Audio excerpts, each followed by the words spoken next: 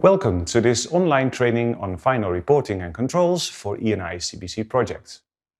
As you know, one of the key challenges faced for your project closure is the preparation of the final report.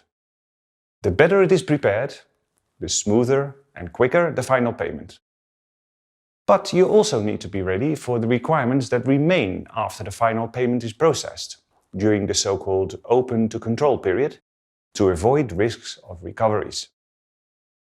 As obligations may differ from one program to another, please make sure to always check carefully your program requirements. The procedure for the preparation of the final report is often similar to the procedure for the preparation of the interim report.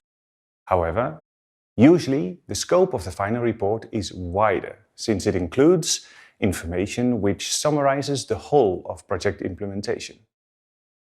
The final report must be submitted within a limited time after the end of the project implementation period, usually 3 to 6 months, depending on your program requirements. To make sure you meet this deadline, you need to start preparing your final report several months before the end of implementation. Remember also that some of the project staff may still need to be working at finalizing the report even after the project end. The costs related to the preparation of the project final report, of the verification of expenditures, and of the final evaluation can often still be incurred after the end of the project implementation period, though not later than the date of submission of the final report. And they must be included in your final report. However, check carefully your program and contract-specific requirements, as in some cases, you may be required to incur and pay some or all of these costs before the end of implementation. The project partners, Anna, Boris and Carla, will now be closing their cross-border cooperation project in 3 months' time. Let's see how they're preparing for their final reporting. Hi Anna. Hi Boris. Good to see you. Thanks for sending the updated values for the indicators. I've aggregated the figures to prepare for the final report. Let's have a look. Seems to me we've done well overall despite the constraints. Yes, and thanks to the project extension, the plants have been put in place now. But we will not see the effect at result level within the project lifetime, so our target will not be met within the deadline. As regards awareness raising on eutrophication, we were able to develop the information material and manage some regional events, but our big annual Happy Water event had to be cancelled twice because of meeting restrictions due to the pandemic. So our indicator, number of participants in the information events, is less than anticipated. The final report should focus on the achievement of the project's objectives and results and related indicator targets. If an indicator's final value is less than anticipated, you need to clearly justify in the report why you could not reach the target.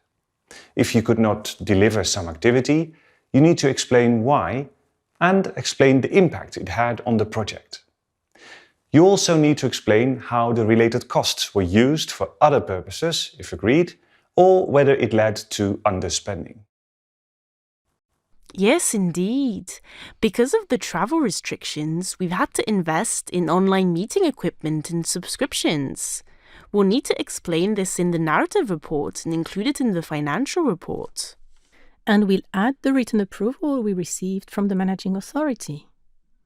As regards the financial data, I have aggregated your data, but I understand this is not final. What are the costs still to be included? We will still include the payment of the invoice for the plantations. I'll pay it next week. We'll only have the staff costs to prepare the report. And of course, we'll still have to include the cost of verification of expenditures by the auditors. Do you think you could have your financial reports sent to your auditors in the week following the end of the implementation period? We need enough time for the auditors to verify your reports, then to compile your reports into the project final consolidated one and get it verified before we submit it. Yes, it should be okay. Yes, I'll start preparing it and gathering the supporting documents right now so as to be ready on time. Have a look at our written guidance, including tips and recommendations on preparing your final financial reporting. And remember to check carefully your program-specific requirements related to the final report. But sending the report is not the end yet.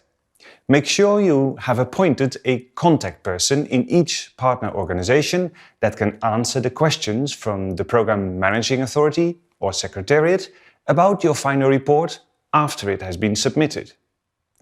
Often, the program authorities request some clarifications or additional information before proceeding with the calculation of the final payment. Someone in your organization should be able to answer even if the project manager doesn't work for your organization anymore. Be aware also that the balance for the final payment will be calculated by the managing authority, based on the approved expenditures and the previous pre-financings. If you have spent less money than was planned, or if some of your expenditure is not accepted, you may not receive a final payment, but on the contrary, be asked to give some money back. If the total final eligible expenditure is less than originally foreseen, the balance of the final amount of the grant to be paid will be less than the amount stated in your grant contract, as the managing authority's contribution is limited to the percentage of eligible and accepted costs.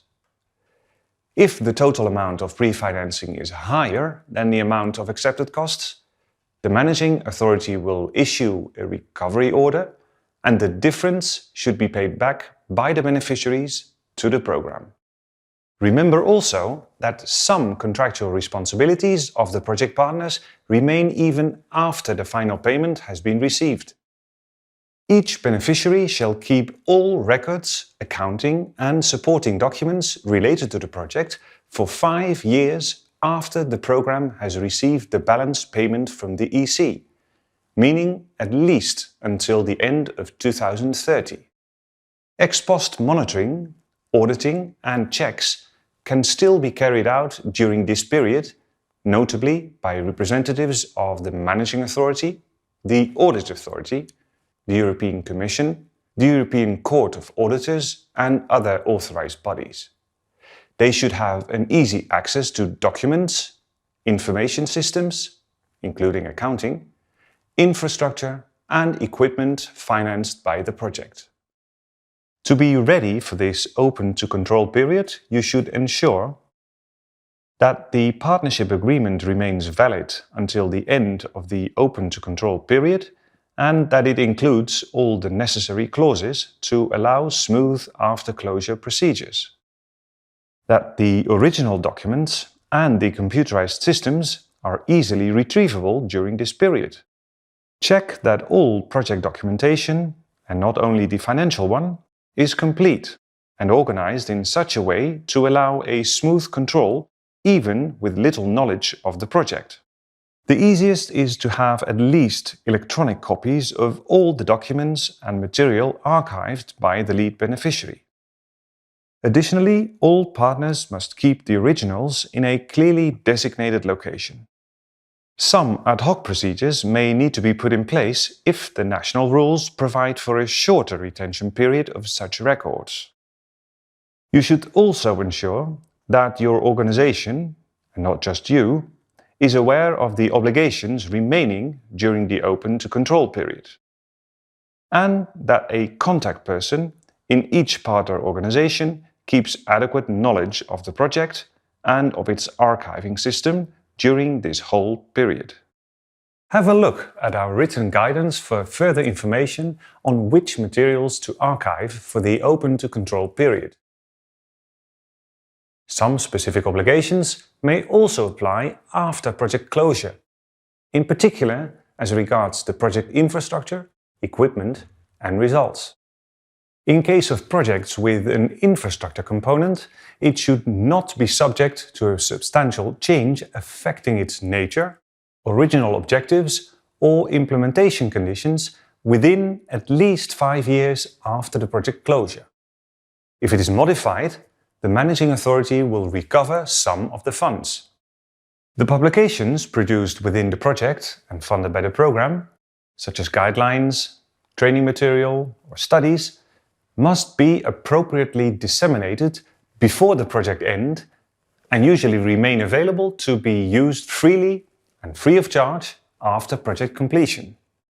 Some rules regarding information and visibility also still apply several years after project closure. Depending on program-specific requirements, for instance, visibility signs placed on the equipment purchased must remain during the equipment lifetime, while information boards placed on infrastructure must remain in place during at least 5 years after project closure.